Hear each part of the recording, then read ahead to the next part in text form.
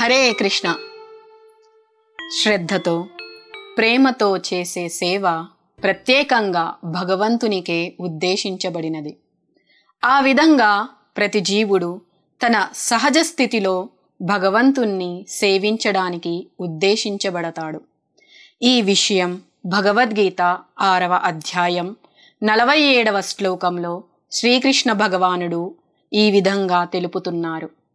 యోగినామపి సర్వేషాం మద్గతేనంతరాత్మనా శ్రద్ధవాన్ భజతే యో మాం సమే యుక్తతమో మతః. భావం: అత్యంత శ్రద్ధతో సర్వదా నాయందే కట్టుబడి ఉండేవాడు, తన యందు నన్నే స్మరించేవాడు, నాకు దివ్యమైన ప్రేమతో సేవ చేసేవాడు అయిన యోగి, యోగులలో అందరిలోనూ నాతో అత్యంత సన్నిహితంగా యోగంలో జతకూడినట్టివాడు. అందరిలో అతడే ఉన్నతుడు. ఇది నా అభిప్రాయము. ఒకవేళ అలా కాకపోతే అతడు పతనం చెందుతాడు.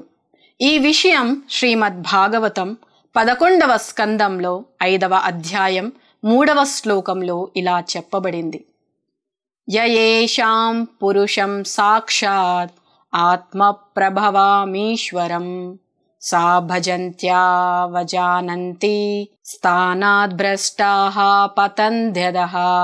సకల జీవులకు మూలమైనట్టి పరమేశ్వరుని సేవించక తన ధర్మాన్ని ఉపేక్షించేవాడు తన సహజ స్థితి నుంచి తప్పక పతనం చెందుతాడు. ఇక్కడ మనం వినే అన్ని యోగ సాధనాలు కూడా భక్తి అనే విషయాన్ని చేరుకునేదానికి. కర్మయోగం మొదలుకొని జ్ఞానయోగము, అష్టాంగ యోగము, ఆ తర్వాత అష్టాంగ యోగాన్ని దాటి దేవదేవుడైన శ్రీకృష్ణుణ్ణి చెంతకు చేరినప్పుడే అది భక్తి యోగం అంటే పరమావధి అవుతుంది. అందుకే కృష్ణ భక్తి భావనకి రావడమే అత్యున్నతమైన యోగస్థితి అవుతుంది. అంటే కేవలం భక్తి యోగం ద్వారానే యోగంలోని ఈ మహోన్నత పూర్ణస్థితి లభిస్తుంది.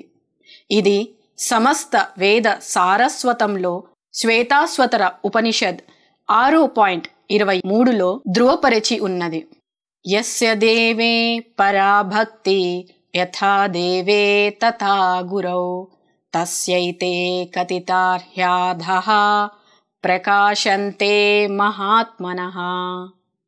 భావం: భగవంతుడు, గురుదేవుడు ఇరువురిపైన అకుంఠితమైన శ్రద్ధ కలిగిన మహాత్ములకే సమస్త వేద జ్ఞాన సారము అప్రయత్నంగా తెలుస్తుంది.